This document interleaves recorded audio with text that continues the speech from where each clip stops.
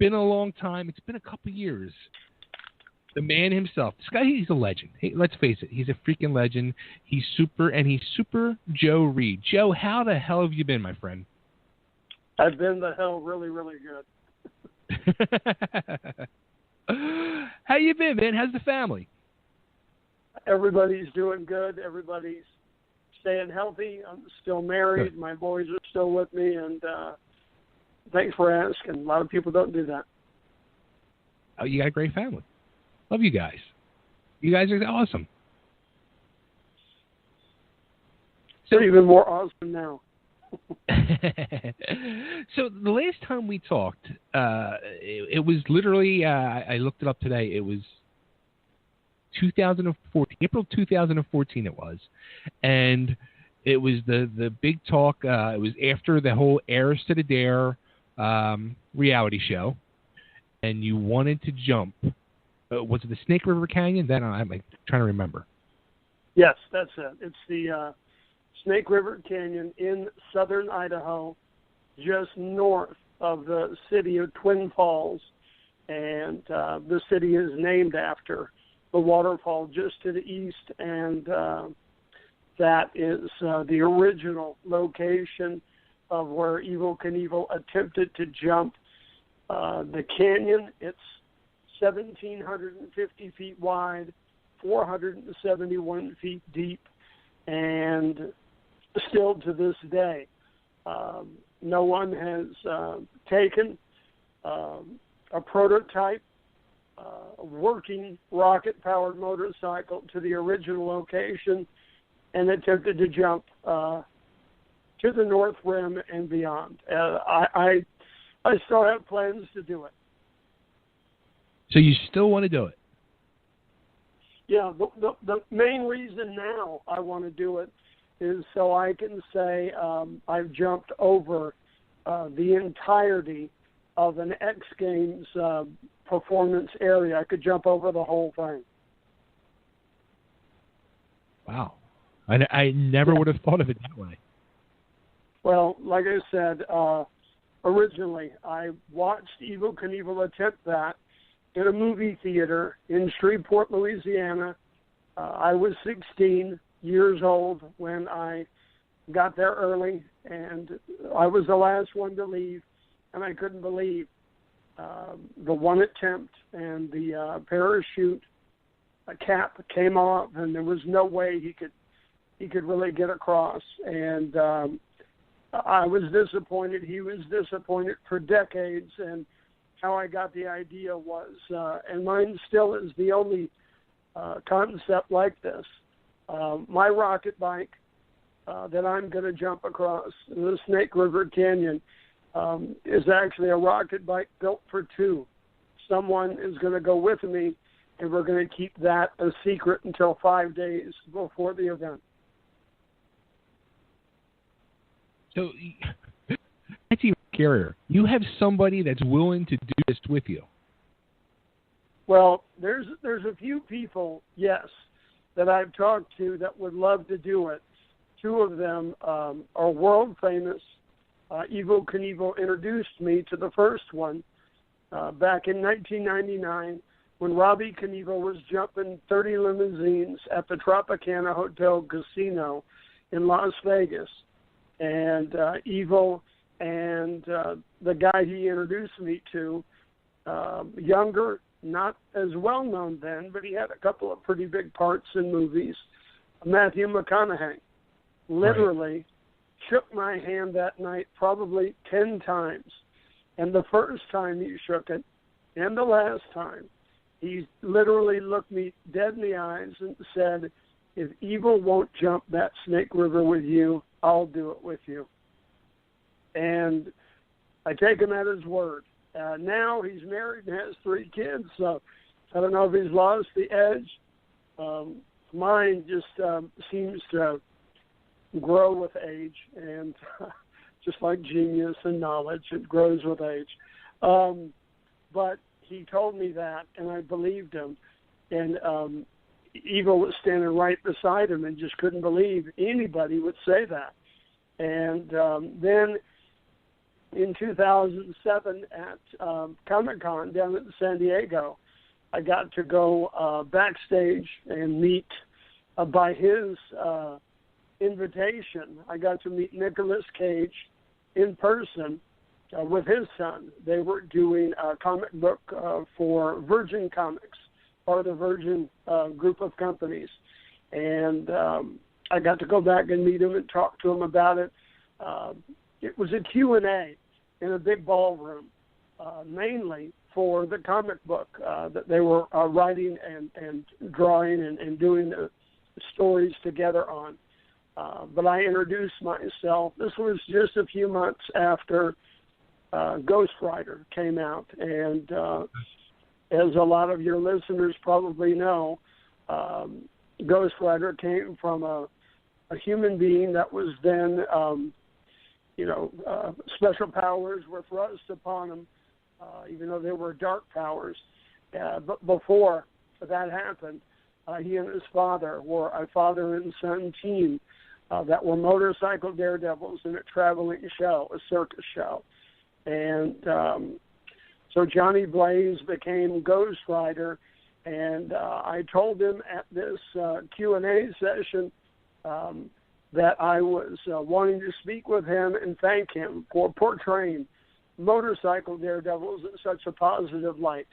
And then I told him and the 700 people that were in the ballroom who I was in about 3 sentences. And Nicolas Cage stood up, his son, all the executives at Virgin Comics stood up, and everybody in the ballroom stood up applauding. And I told them again in one breath, I'm the oldest active still living motorcycle daredevil that does extremely dangerous world record stunts. And no matter how old I get, I still plan to go to the canyon and do what Evel Knievel could not do, and do it on a stage that is much, much bigger today. Many, many more people can watch live events on many different kinds of communication devices. And I want to do it for a worldwide TV, internet, live streaming TV special. And he literally stood up, was applauding, pointed at me, and said, I would pay to see that. And I said, Nick, you, your family, the executives, none of you will have to pay to see it. I want you to come up there with me and be there when I do it. And he said, I'll be there. Wow. So I got one movie legend that said he'll do it with me, and the other one just saying, oh, man, that is so cool. So I ran it by a couple of guys, and when I do get the funding, both of these movie stars have their own production companies. Both of these guys, since that time, have won Academy Awards. And I think Nick's was before that when I met him. But both have production companies, and I want both of them to be co-executive producers and directors on the feature-length documentary that I believe will win them each another Academy Award. So I'm going to invite them on board to direct, co-produce, write, everything. And I believe both will do it. Well, I'll tell you what, Joe. When this happens, I'm going to be there. I have to be there, but there's no way I am getting on a bike. I hate to break it to you. I'll tell you what. You look inside the cockpit of my high-tech, futuristic, real rocket-powered motorcycle. I'm going to have handlebars in my foot pedals. I'm going to be laying down forward in a prone position on the bike, not sitting in a seat or a chair. And I'm telling you, you'll look inside it and go, this is freaking cool, man. You might want to go.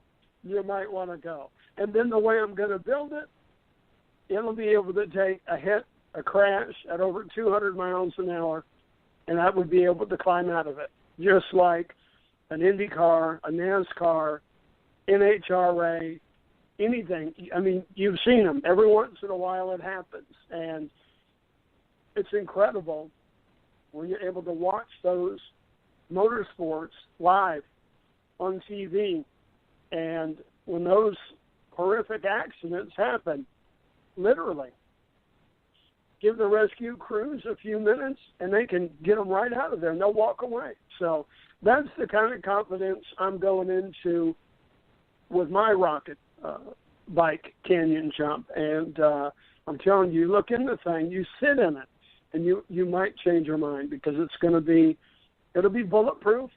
And I've already proven I can take a vicious blow even to the body or the head and either walk away or heal from it. So I've got some special powers myself, and I'm going to use them to make this thing happen.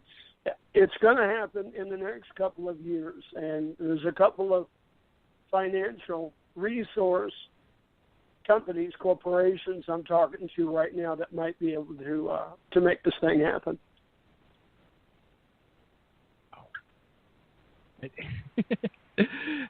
I hope this happens. I really do. I hope this all comes together. Because you would truly, I mean, you're already going to go down in history, but this would just totally be a game changer for everything. Well, I know that for a fact. I've got two millennial, teenage, and early 20s demographics living on the other end of the house here, Joey and Jack, and all their friends say exactly the same thing. If it happens, I want to be there and see it. Or if I can't be there, I want to watch it live on my phone, on my computer, at home, pay-per-view, whatever. And everybody, I mean, 100% of the people I mention this to, and this includes all your listeners right now, nobody would pass up the chance to watch a nearly 60-year-old man, me. I'm 58.5 years old, and I still am. I just get hungrier and hungrier as the years go on. But that will be a headline in itself. Almost retirement age, and he still wants to do this. It hasn't left my brain. It hasn't left my heart. Now, I happen to marry a young girl who's been with me now for 29 years, Jennifer, and she's already got the world record hands down for putting up with a motorcycle daredevil the longest in history. She still kind of doesn't want me to do it, but on the other hand, if I pull it off, she gets the merchandising that could be sold, the toys, the video games, that would be why I do it. It's for the thrill of it, of course. Sure. And I can literally say again and forever, I've done something that nobody else can do. And it's those things drive me to make it happen. Now, how about when you see Doug Danger, who did the Evel Knievel jump last year? When you see something like that, I mean, it's got to make you want to get out there and get on a bike again and do jumps. Yes and no. Yes, because no matter who it is, whether they're a lot younger than Doug Danger or Bubba Blackwell or Robbie Knievel or whoever. Some of them I know personally. Some of them are nice guys. Some of them aren't so nice. And but just to make the point, there's no stunt I've ever seen that I could not train, get ready, and do in 15 days, ever, in history, that I've ever seen on TV, in the movies. I mean, even in the movies with special effects. I could do stuff, and I've done stuff nobody else will dare do. And, pecking order of the best, motorcycle daredevils in the world and in history, without a doubt. I'm better than all of them. And the problem with some of them is they know it. And but yeah, what he did, I don't know how much he got paid, but I don't think it was enough. And for any of these old conventional long-distance motorcycle jumping records, a network, any network, all the big ones don't have enough money to pay me to try any of them. I won't do that. What I will do is my stunt, my way, where I'm in complete control, and the revenue from it is going to be coming in from all over the world. Because the networks today, they don't care. The main reason why I got out of the business was they were paying less and less and taking and jerking back all the rights, including royalties in the future. When I was kind of doing the stuff in the late 80s and the 90s and right on the cusp of the 2000s, the networks, that's why there's nothing to watch on the main networks today. They're not willing to pay for it. Right. And it's too bad, because more people with any communication device can get their network than almost all of the others, on all of them. And when it comes to like why Netflix is getting into scripted, non-scripted, TV productions and series and the whole bit, and Yoo-hoo and Hulu and all of them, they're getting into a very expensive ball game. And all they're doing is creating more competition for the very thing that they were different for when it came to the original broadcast networks. So, but any of them, all of them, they don't have enough money to pay me to do any conventional long-distance motorcycle jump to break any record. They ran out of. I literally quit because of that. When I started to demand a certain amount of money, and they said no, that was the only reason I stopped jumping. I was still alive, still in one piece, although I've got over 40 pieces of titanium in my face because of one accident. And even when I brought in that crash footage to Ripley's Believe It or Not television series, after I had already appeared on the show, they said no. And I even had footage, film and video footage and digital video footage of me and two girls doing a three-way crisscross jump over an airborne helicopter. That had never been done anywhere in the world. Right. And they said no. They said no. So right around that time, 99, 2000, 2001, right in there, that's when the networks look back in history, too, in ratings. That's when they lost it. And they've never really gotten it back. They've never really gotten it back. And that's the reason. You have people like Doug Danger and Bubba Blackwell and Super Joe Reed, and even, Robbie Knievel, even as old as we are. I'll tell you this, too. I'm better than them, but any of them would be able to take any world record today, just like Doug did, and bust it.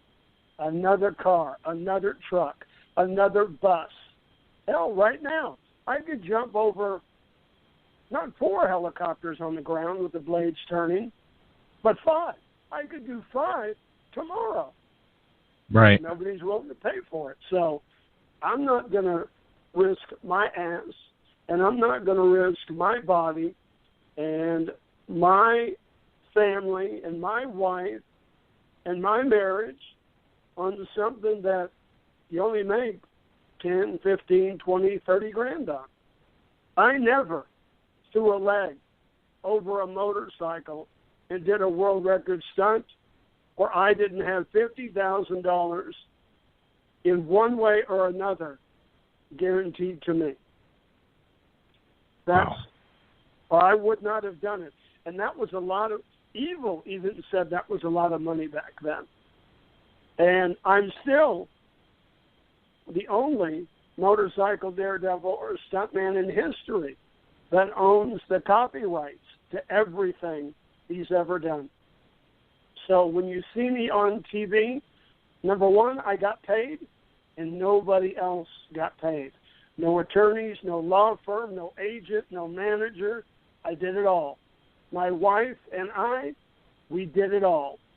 And all the others can't say that. All of them, including, ironically enough, Evel Knievel, the old king of the Daredevils.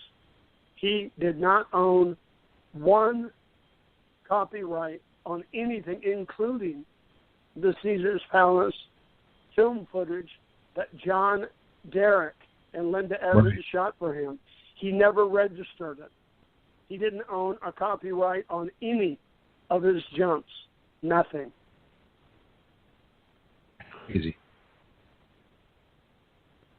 That is crazy. So you were like were a step ahead in the whole game with all that stuff. I mean, you were smart about it and business-wise, and it's got to suck though because. But I guess it's kind of like in almost any type of, whether it's entertainment or whatever, where as time goes on, it's almost kind of like too. You have like younger guys will come in and do it cheaper, and it knocks down your value, and it just sucks. Or they try to knock down your. Well, like I said, now, legitimately, any of my old world records, technically, legitimately, I can say none of them have been broken. Now, Travis, he must have logged onto my website a couple of times looking for other stunts to do, because he picked some of mine to kind of copycat, do again, and do a little different. And two of them. One he did, but he could only do it in Australia. He couldn't do it here in the United States or within U.S. airspace. He did a backflip jump over a helicopter while it was on the ground. So he did one of my helicopter jumps, but with a backflip. And of course, he can do backflips probably blindfolded and with his left arm tied behind his back. He's done a lot of them. And then he did two vacant, soon-to-be demolished, 6-story buildings in East L.A. He did a building-to-building jump with a backflip. But he only did one jump, one attempt, and on both attempts, he used a landing ramp. I never used landing ramps. Wow. And asked any competitor in the X Games if they would do any of the jumps or compete or do tricks in midair without a huge, huge landing ramp to land on. When these guys jump really far distances today, and they kind of took what we used to do and went further and further and further, if they jump 250 feet, 300, or even over, I don't know if anybody's gone over 400 feet, but I'll tell you that the structures they land on are bigger, taller, and wider than 3 or 4 story high apartment buildings.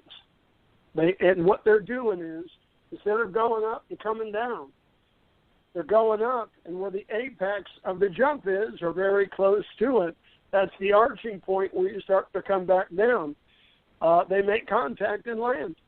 They take the impact and the G-force out of the landing. It's smart to do that, but it's still, it makes the jumping of the world record distance much, much easier to do. I didn't get anywhere near those distances, but I started jumping in 1983.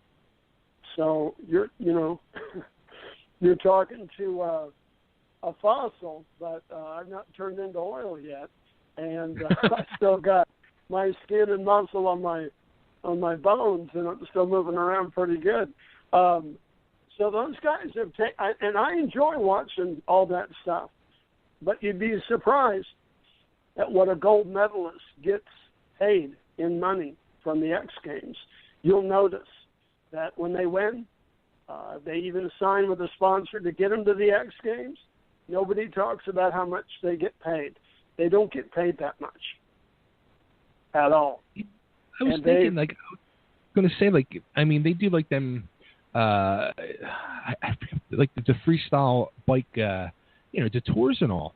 And I'm thinking to myself, I bet you, the whole cast of guys that do that, are on that tour, there's probably 10 guys, at least 10 to 12 guys. They probably altogether don't get what you would do in one jump.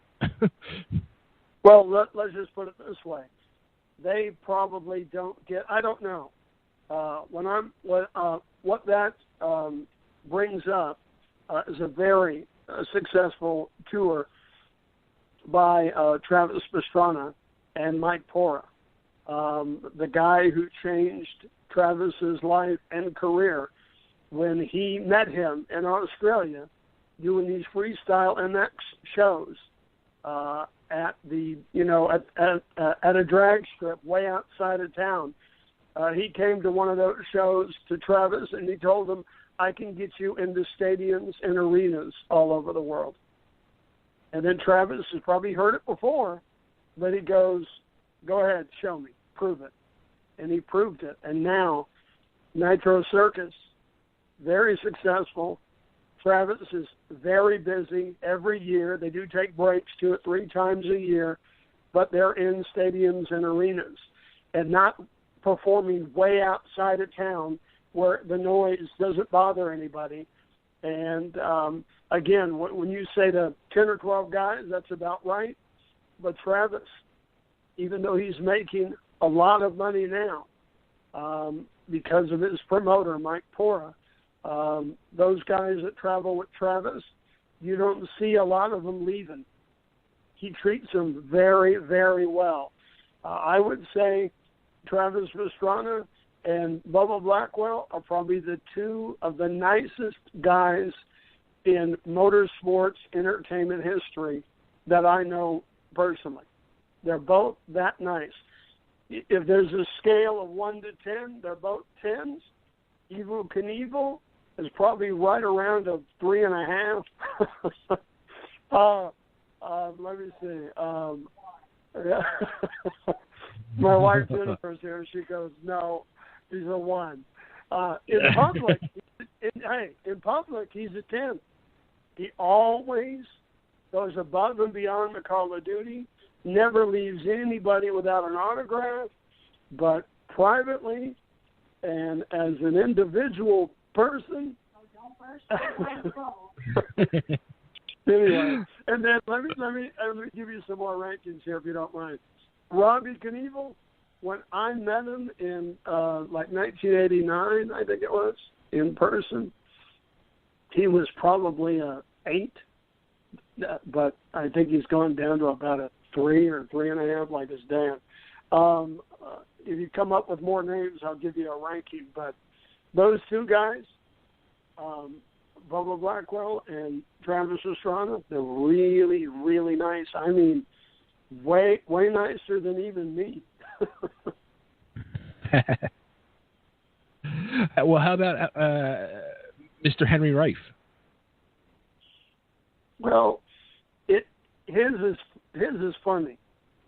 I'll give him 2 rankings. As a performer and how he treats the fans, I'd say the same way. Give him about a 7.5.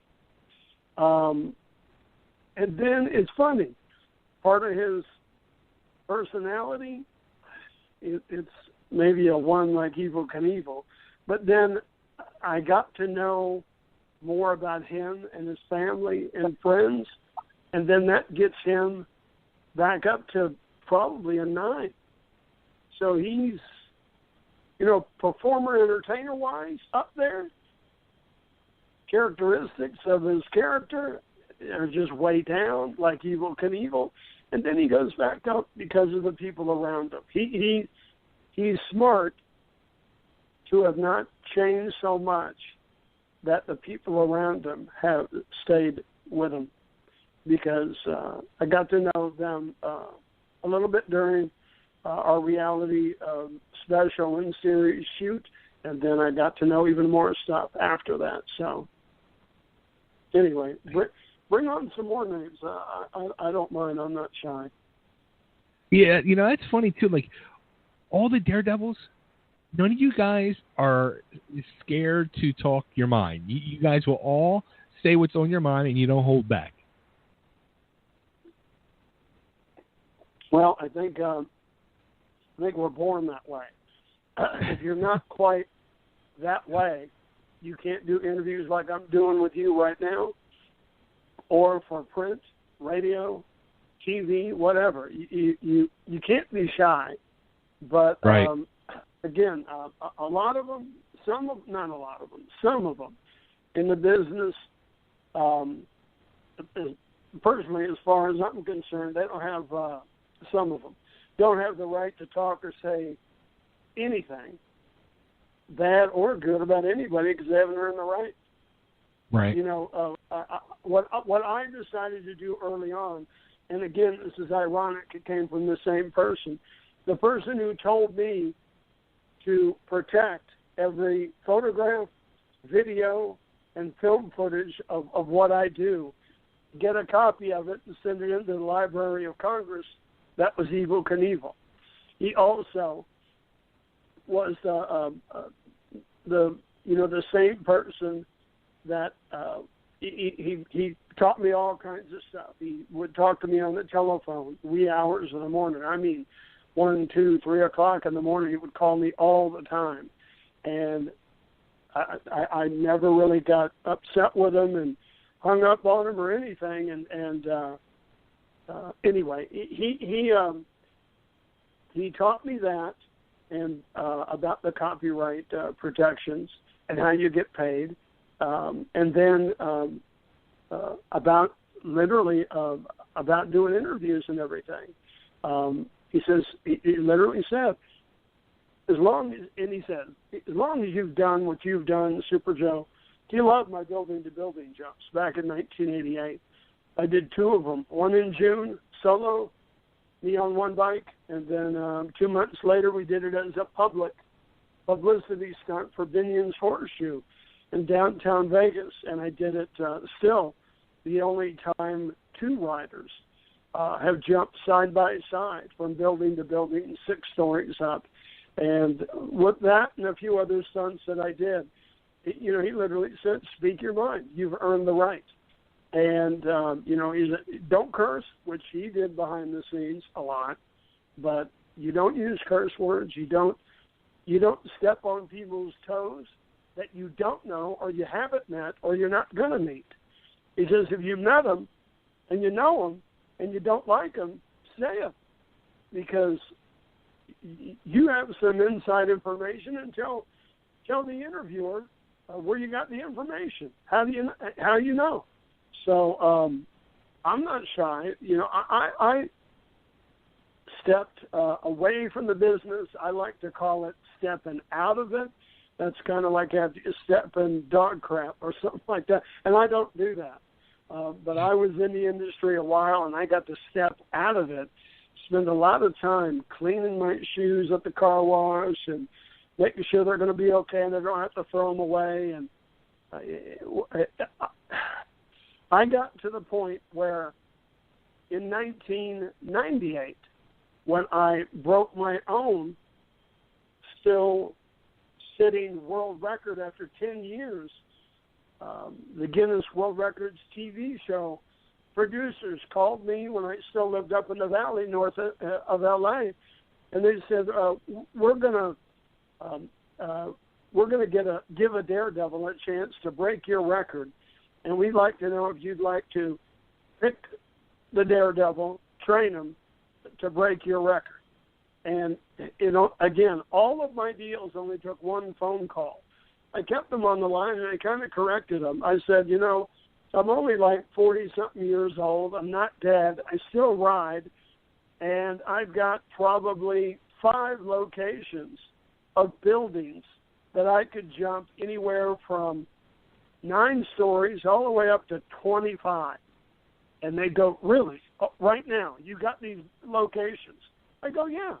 So if you guys want to make a deal for somebody to break my record, it'll be with me. And this is what I'm going to demand. I literally got on the money train right then and told them, this is how much it'll cost. It's non-negotiable. And after it airs on your show one time, I own it. And my price was, I believe it was originally $56,000. They talked me down, I think, to $50,000. And I thought that was all right. No, I think it was $52,000 because that was twice as much as what I got paid to jump over the helicopters like 14 years before that for ABC's.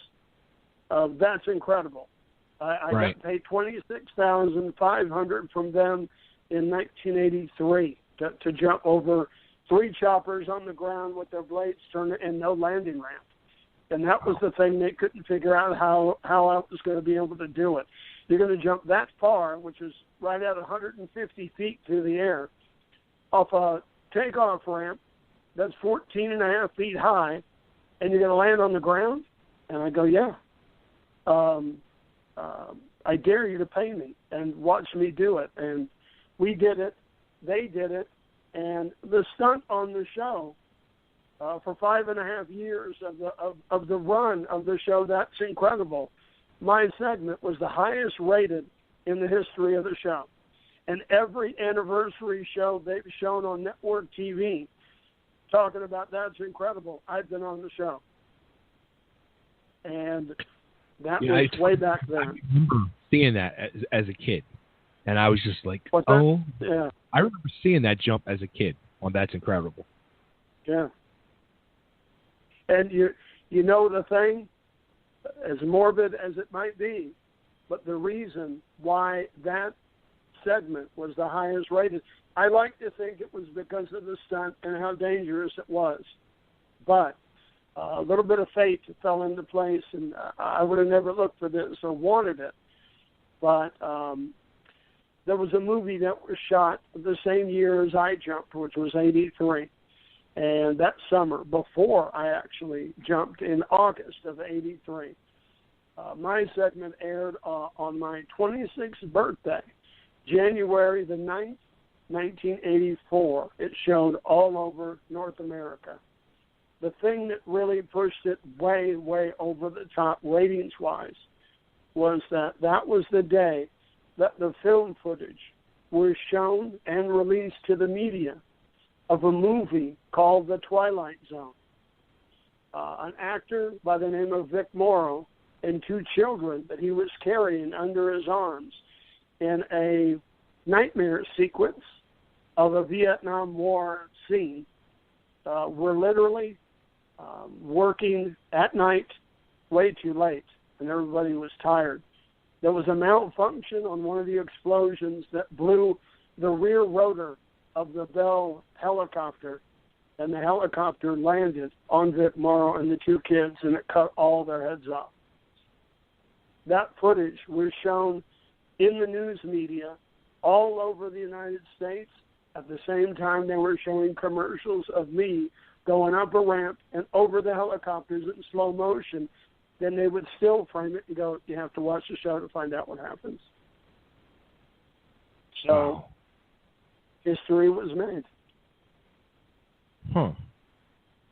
So, and you had, when we've been talking about doing this interview again, you had mentioned that you're trying to make history again, and it's not on a motorcycle. No, it is actually selling autographed, collectible memorabilia. And of all places, the corporation is not based here in the United States. Very successful, very big company based in Australia. And the company is called greenlightcorporate.com or greenlightexclusive.com. Both of those are registered. And this company sells autographed, in some cases serial numbered, authenticated and certified autographs and collectible memorabilia with the likes of major movie, TV stars, sports athletes, and celebrities throughout history. And all these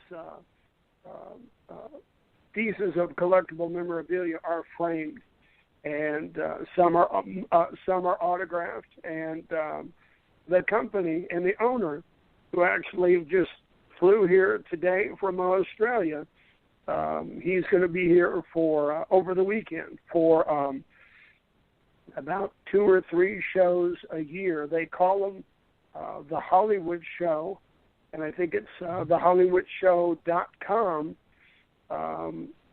They have the living, breathing celebrities there signing autographs right in front of you to document it, to give you a keepsake. And so he actually supplies the materials that are all put together for these collectible and arranges all this stuff, and then preps it, ships it worldwide if you buy it online, or if you happen to come to some of these shows, you're able to watch the legend, the TV or movie legend or sports athlete sign it for you. You get to videotape it, you get a serial number, the whole bit, that kind of thing. And one thing I'd like to do for your listeners listening right now, if they go to the hollywoodshow.com website and then look at the list of actors, actresses, and sports celebrities that are there, at the end of our show, I'll ask 3 questions. If somebody can come up with all the right answers for the 3 questions, they'll be able to go to that site, pick a celebrity who's going to be at this weekend's Hollywood show, and we will get them to personally autograph a picture for them. And I'll see if I can talk the owner and the CEO, Scott Ainsworth. I'll see if I can talk him into putting it under glass and putting some photographs, some other photographs with it.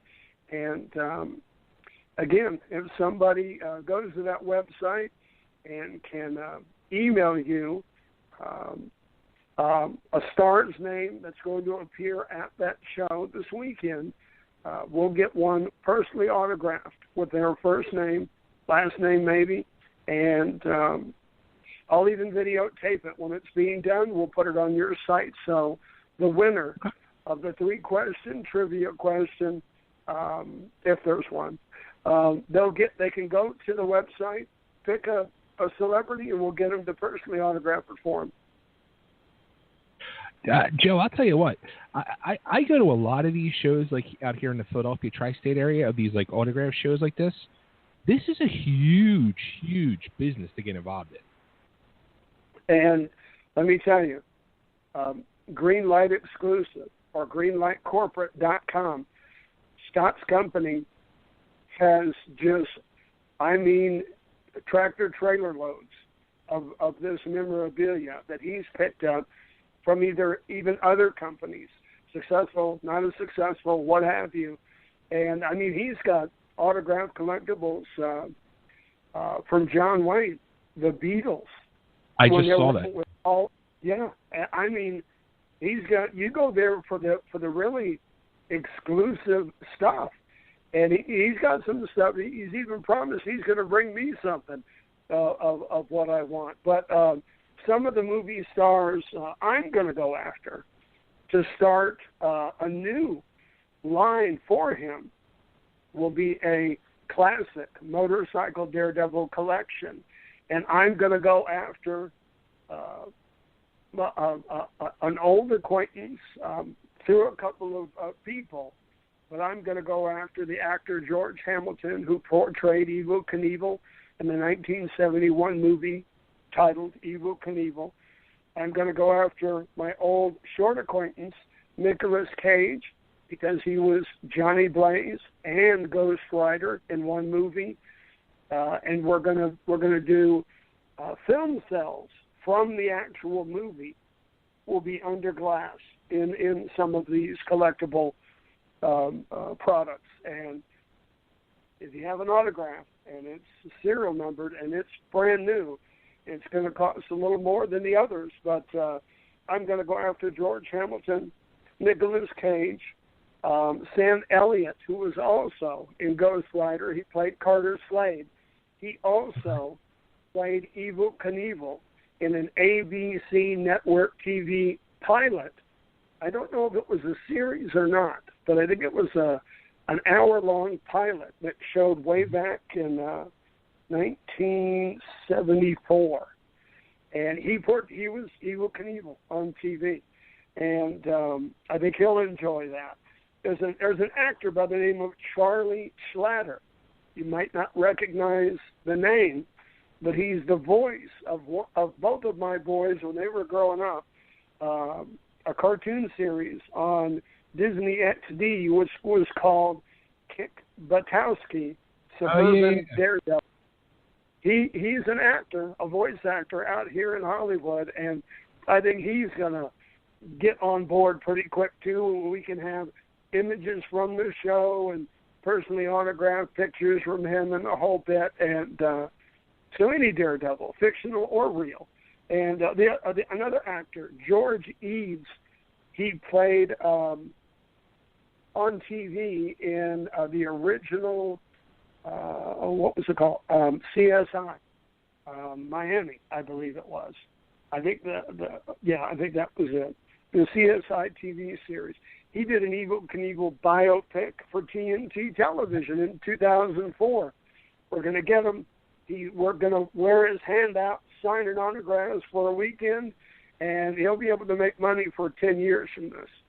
So, I mean, when it comes to a lot of actors, actresses, and again, sports athletes, some that have been really kind of maybe even out of the business or not as popular now as they used to be in the 70s, 80s, 90s, and 2000s.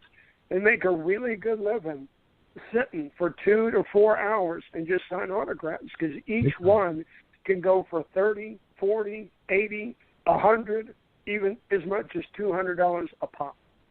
Yep. Oh, yeah. So I go to business I'm going to get into. Scott's going to start a collection for my product line. We're going to have 2 or 3 different kinds, high, medium, and low priced. And some of my original motion picture film sales from my stunts throughout history are going to be in a couple of my product line pieces. And I'm going to go after some more living, breathing motorcycle daredevils, all of them, whether they like me or not.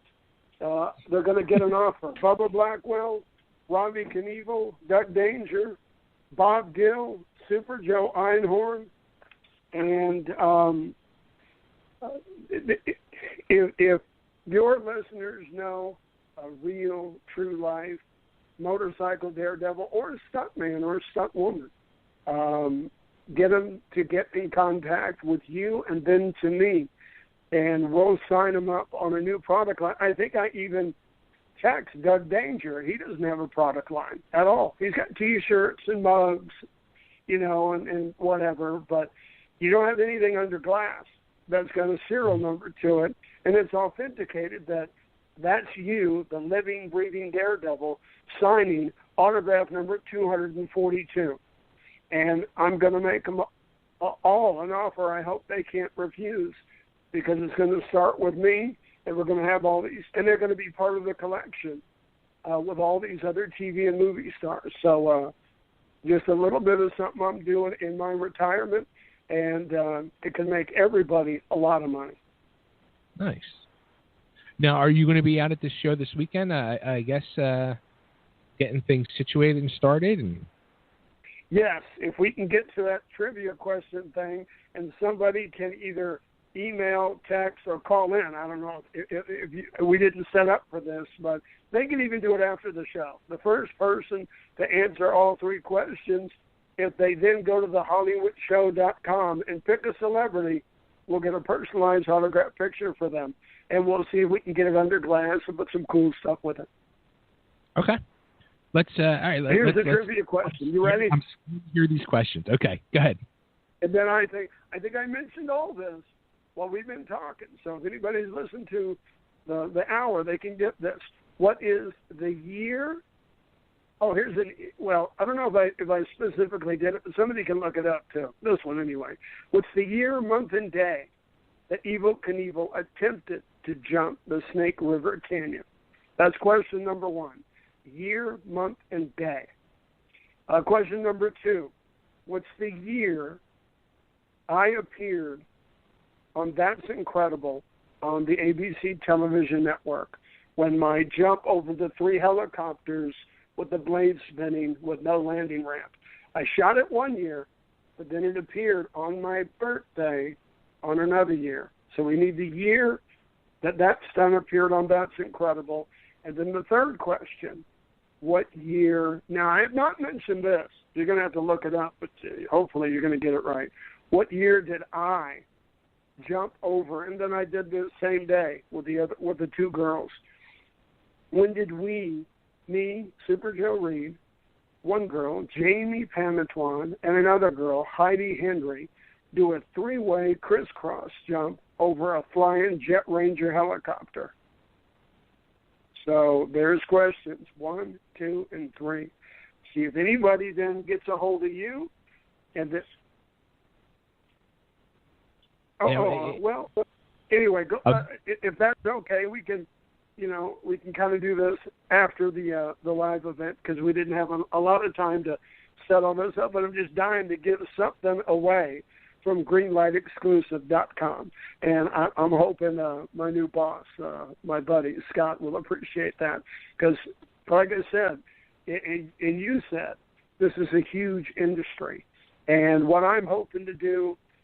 Literally with Scott and some of the people that he knows in the industries is to finance my jump.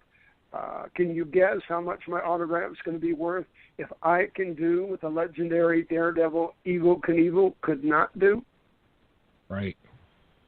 Well, but you are going to get a free one, okay? Don't give it away. You got a promise on the back.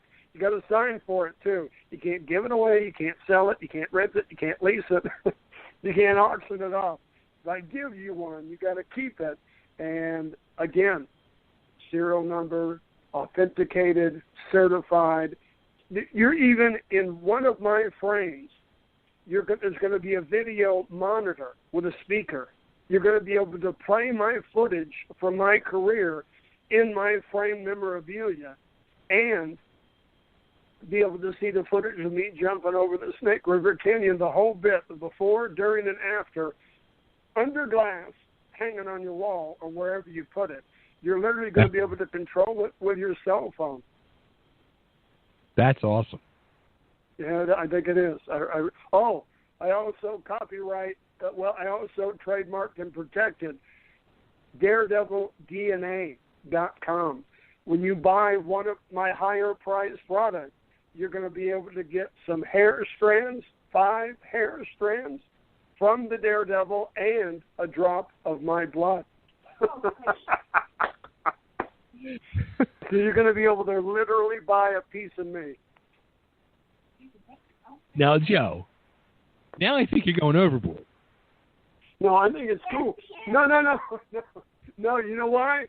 No. That's Jennifer. She's here. Now, listen now. I looked it up. They got old jerseys and shorts from Michael Jordan and Kobe Bryant that they wore in games, and some even in practice, that they sweat in, and then they cut out a 1-inch block, and they put it under glass. And you can buy DNA from these legends. Why not a little bit of hair and some blood from Super Joe Reed? That way in the future you could make your own large, army of daredevils, literally. Death-defying daredevils you can grow in the laboratory and they'll do anything. I'm serious. Now, whose job is it going to be to go follow around and get these hair strands from everybody? Already been doing it. I twist her arm. I make Jennifer cut my hair in the house. I literally, on tarps, take it up, put it in a Ziploc bag, tape it shut. I autograph it, date it. I'm already collecting hair samples.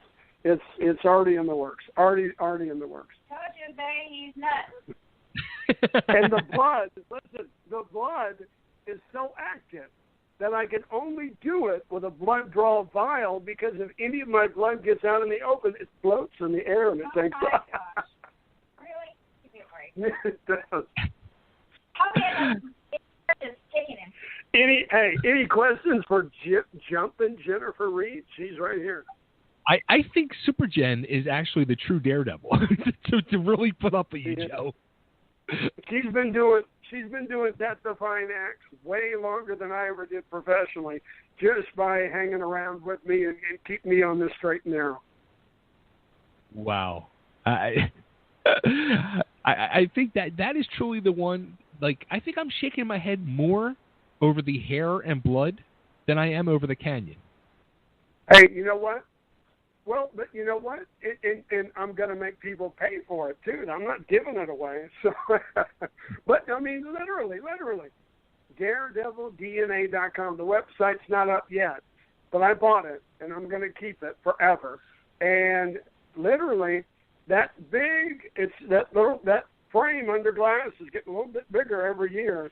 And there might even be another air vacuumed vial bag that actually has part of my ego in it, because I got a lot of that.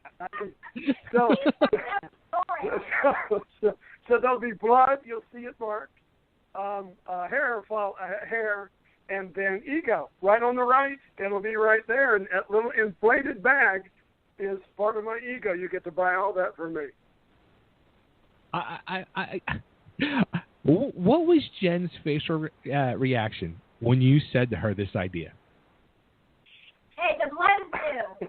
The blood is new. The hair thing, I was just like, really? Are you kidding me? But the blood is cool, because with that much DNA, you can create your own army of daredevils. Anyway, give it a year and he'll add more. I'm sure.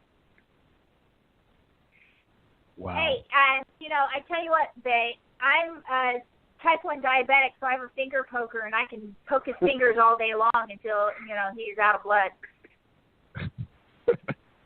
I just said he had finger pokers to do that. This is the same person that said she'd push me off the south rim of the Snake River Canyon for free. Yeah, no problem. But I no said, pay-per-view. We don't make money that way, so we're not going to do that. We're not going to do it that way. Always thinking, Joe. You're always thinking. Well, hey, even Evel, he's farting and turning over in his grave right now, and he's saying, that's a pretty damn good idea. I wish I'd thought of that. Hey, Bay, I know this is the Super Joe Hour. Can I get a little plug in real quick? Absolutely. I have a organization called Angel IDs that I founded 6 years ago to provide free medical alert IDs to newly diagnosed diabetic children. Oh, wow. And Okay. I'm having a fundraiser on August 27th in Lake Forest, California, which Super Joe will be at, if anyone wants to come. Nice. You can Very check nice. out my Facebook page, Angel IDs, or the website is angel-ids.com. Cool. Yeah, and get me over more info. We'll keep putting that out there for you. We'll definitely do that, and part of the entire new classic motorcycle Daredevil collection with these movie stars, these TV stars, and even us old motorcycle Daredevils, a portion of the sale of every one of those is going to be going to Jennifer's foundation and her charity. We're gonna eventually turn it into a foundation, and it literally, they're little rubber bands or any kind of bracelet. I provide all different kinds of stuff, not only bracelets but necklaces. I basically tailor the ID to the kid because I get ages 1 through 20 something that I deal with. Okay. And these are type 1 diabetic children, so they are diabetic insulin dependent for life or until there's a cure. Wow. Very nice. Anyway, very nice. She created that because after Jennifer came down, and diagnosed as a diabetic, Joey, our oldest son, he came down about how many years later? Joey was diagnosed just over 6 years ago, just before his 16th birthday. And to have an ID on you, either around your neck, around your wrist, even around your ankle, whatever, that identifies who you are and that you're diabetic can save your life. Because with EMS, ambulance, or you get rushed to the hospital because you're in shock, they will know without having to ask that you're diabetic and there's certain medications they can't give you or can't give you initially or whatever. It literally can save your life. And there wasn't anything like that around when Joey was diagnosed. So Jennifer created this to help other children. Well, these IDs purchased on your own can be extremely expensive. And for a parent of a newly diagnosed kid, I mean, you're coming out of the hospital with all these prescriptions and medical bills, and, you know, you want to get something to protect your child, and it's just another added expense. An average ID can cost anywhere from $40 to $60, depending on what you choose. And I provide them 100% free, not even charging shipping. Wow, very nice. Very nice. She not only saved my life and kept me happy all these years. Now she's saving countless kids' lives, and she can probably name just about all of them or where they live. And she wants more. She wants to be able to help a lot more. And then, like I said, we're going to turn it into a foundation. We're going to make it bigger and bigger. If I jump the Snake River Canyon, one of the goals I'm going to have from the salary that I earn is I'm going to donate $1 million to start this thing off. Okay, babe, you heard that, right? You got that recorded? I heard that. It's going in the history books right there. See, now you're going to push him to get this jump going. Well, yes and no. Well, we'll see. Oh, boy. So now, Joe, are you going to be signing autographs this weekend at this show, too, or just doing business?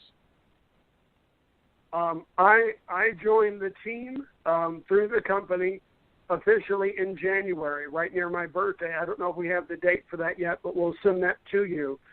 And I'm trying to figure out a vest that I'm going to build made out of blue ice to keep my body cool in my leather jumpsuit, because I'm going to be fully dressed out, and I'm going to make sure they got the air conditioner turned down to keep it cool. And I'm going to. That's just for my hot flashes. So, see, the motorcycle daredevils cause women of all ages to get up. Stop. Just stop. It's true, though.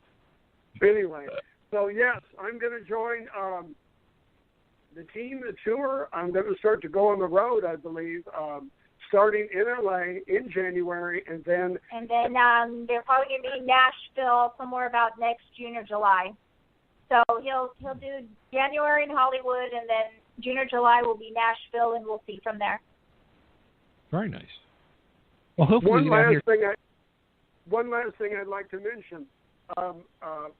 The CEO and founder of GreenlightExclusive.com, Scott Ainsworth, he's got in Nashville, Tennessee, he is going to be building a new community for veterans that have and are coming back from overseas, from all over the world, and is going to be supplying them with employment, healthcare, education, and homes. And homes. Literally, he's going to be building a village of brand new constructed. This is not like going to a military base that's been closed for 15 or 20 years.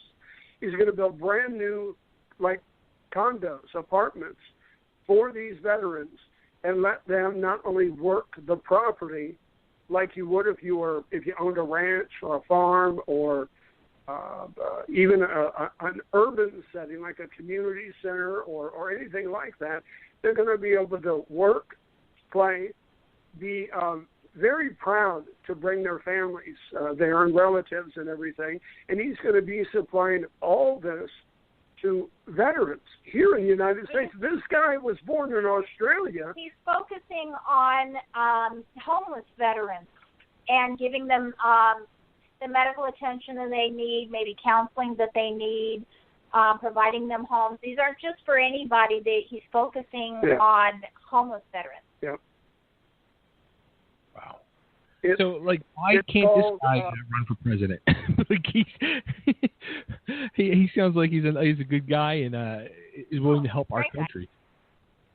Well, like I said, he's been a firefighter.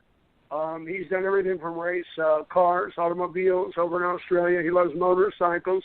He literally found me on the internet and approached me about doing a product line, and then it's gotten bigger and bigger, and now he may have he's going to spearhead an effort over social media to help me try to raise money privately and through companies and sponsors and corporations as well.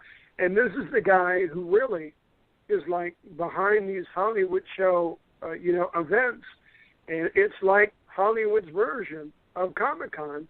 And if I do what I'm going to do when I do it, we're then going to be able to make appearances at Comic-Con, and I'm going to be bringing on the other Daredevils, half of them being female Daredevils. Like I said, the person that goes with me when I jump the canyon could be Matthew McConaughey, Nicolas Cage. It could be a female.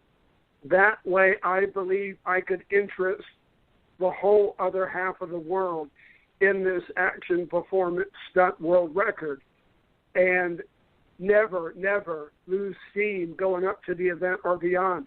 Oh, another thing. After we jump the Snake River Canyon once in my 3-hour live pay-per-view, that attempt will be like Evil's during daylight hours, late in the day. But after the sun goes down, we're going to attempt the jump again with 4 people on 2 rocket bikes at night. They both will be side by side and probably not more than 50 feet apart. So we're going to make 2 attempts now instead of 1. 6 riders will go, 3 rocket bikes. The first one solo like Evil's attempt during daylight hours, and then after the sun falls during the same special, we're going to go with 2, and there'll be 4 riders on board. I don't know if I'm going to be one. I don't think I would have to do it again, but we're going to train at least 18 performers to be ready to do this. There'll be at least 3 people trained for every seat, and we're going to be ready to go. So, well, now the others, like the rider, I mean, they don't have to be trained to listen. They just need to like brace themselves and close their eyes. Well, yes and no. They're going to be seated behind me the same as I'll be seated, like they were on the back of a Harley Davidson or a bullet bike. But you might want to pay attention because you can't really fall off or fall out of there. But you might want to pay attention to know when to brace for takeoff and then for landing, whether the landing is a soft one or a rough one. And we'll be ready for any contingency. But, yeah, one of those 4 seats, when we go with 2 rocket bikes, I'm thinking about putting up on eBay for sale. And anybody who buys it, whether it's a millionaire or a billionaire or whatever, then they can pick, at least they can point to someone that they would like to sit in that seat and go, and we'll do everything we can to get that person convinced to go. But, yeah, there's not a lot of people that are, willing to risk their life for the sake of entertainment. But I was born to do that, and we can work it out. We can get it all done. That's why you're Super Joe. That's why you're right. All right. Well, hopefully somebody knows these dates and answers, I know I do, so they can email me at bayragney@gmail.com, and then I can send them over to Joe. And I mean, the list of guests at this convention this weekend, this Hollywood show, is amazing. It's pretty big. It's pretty big. They keep getting bigger every year. Yeah, it does. And one note that Scott just told me a couple days ago, they're going to have a Las Vegas show, I think in September or October, I believe. And one of the Yoda-like celebrities in history, Jerry Lewis, is going to appear in person signing autographs with my partner and the CEO of GreenlightExclusive.com. He's going to be there. As he lives and breathes, he's going to be signing autographs. He hasn't done that in decades. Wow. And so he can get people like that to do that. And I think I'm going to ask him, even if he doesn't pay for my airplane ticket, I think I'm going to go. He's a guy that when I was growing up as a kid in the 60s, movies, TV, every fall on Labor Day weekend, muscular dystrophy telethon. He's a guy I looked up to. He's made me laugh my whole life, and I'm going to see if I can go meet him in person. And like I said, the other thing I'm going to try to work out for you, Bay, if you get a response of this, if you like the response, you like this kind of product line, promotion and everything, let's see if we can get once a month something from the website that's already either been signed or made, and we'll let you pick it. We'll let you pick it every month, one piece of merchandise from GreenlightExclusive.com, and go easy on them, okay? Because some of those really expensive autographs are there's not many of them left. But if you pick one, we can then put on your website and you can advertise to everybody. Then you can ask a trivia question once a month, and on Greenlight, we're going to let them pick something, or you pick something from the website, from the merchandise, that's already been manufactured. And that's what you can have for whoever answers a question on your show. We can pick once a month, try to keep it the same day of the month.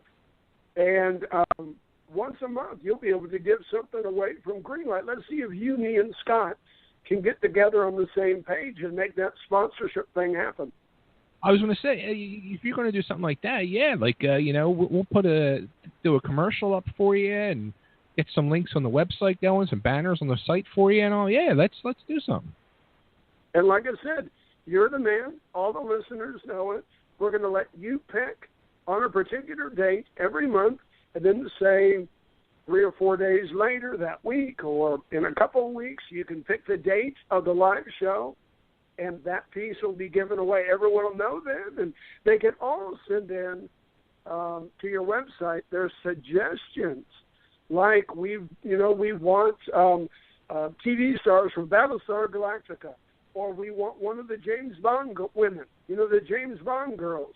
They can put they can just keep sending in suggestions and requests from that website and the shows that are coming up. You'll see the list of the celebrities, and then most popular one, more than likely, you should pick it, and then that will be the one that you can answer one question or 2 or 3 like mine in a row, boom, you get it. And I think Scott would like to do that for your listeners. Cool. Sounds like a plan. All right. Very, very good. It does. Cool. Well, Joe, this has been awesome. It's always good talking with you and Super Jen over there. Okay. Thank you. Thank you, Joe, and good luck with everything. And yeah, we'll talk more and we'll get everything hooked up and get that rolling. And let's try to get a winner out there with those questions. They need to know the date of the Evel Knievel Canyon jump. They also need to know when Super Joe aired on That's Incredible on ABC, what the air date was, which was different. It was actually his birthday as well. Right. Different than the year on that one. Just a year? Yeah, just a year. We'll make it easier. And then Okay. the last one is? The last one is when you did the 3-way jump. You broke 3 different records over the helicopter singly. You did it with 2 girls, and then you jumped the long distance. Yeah, I jumped over a canyon. Yes, you did. We'll get into that next time. That took me 5 jumps. It took me 5 jumps to do, and on the 3rd jump, I broke my back. I fractured it in 12 places, all on one impact. Wow. And then I did 2 more jumps. I was watching that video again today, and I was just like, wow. The determination you had for that. Well, it came from the guys who came before me. Evel Knievel, Bob Gill, and Super Joe Einhorn.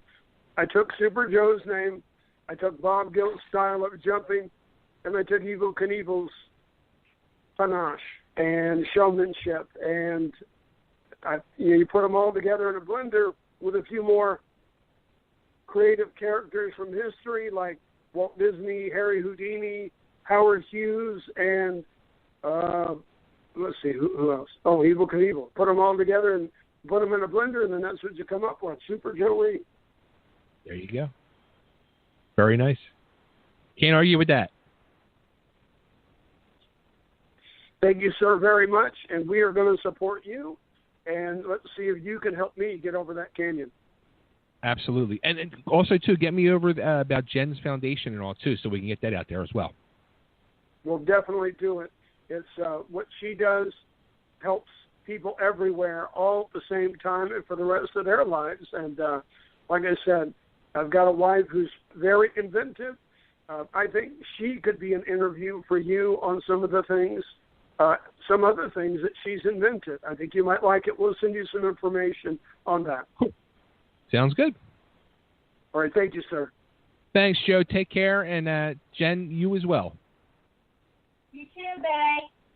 Bye-bye. Talk to you later. Okay. All right, there they go. The Reeds. Super Joe, Super Jen. There they go. I don't even know what to say. He still has me blown away. He wants to sell his hair and blood. Seriously, like, the whole, like, that just, like, wipes the canyon thing, like, totally out. Like, that becomes, like, normal conversation now, jumping a canyon. Like, it's like you don't blink your eye at it. But when it comes to, like, wanting to sell hair strands and blood samples, it's like, wait a minute now. Now we're getting we're crossing a boundary, I think. I don't know. Daredevil DNA does say. I mean, it is a cool name. It is. It really is. That's the scary part. You got to love Joe. He's the man. He's always thinking of something. Dude, I have problems with my brain, like, shutting off to go to sleep. I wonder if he sleeps. Hour and 22 minutes we talk.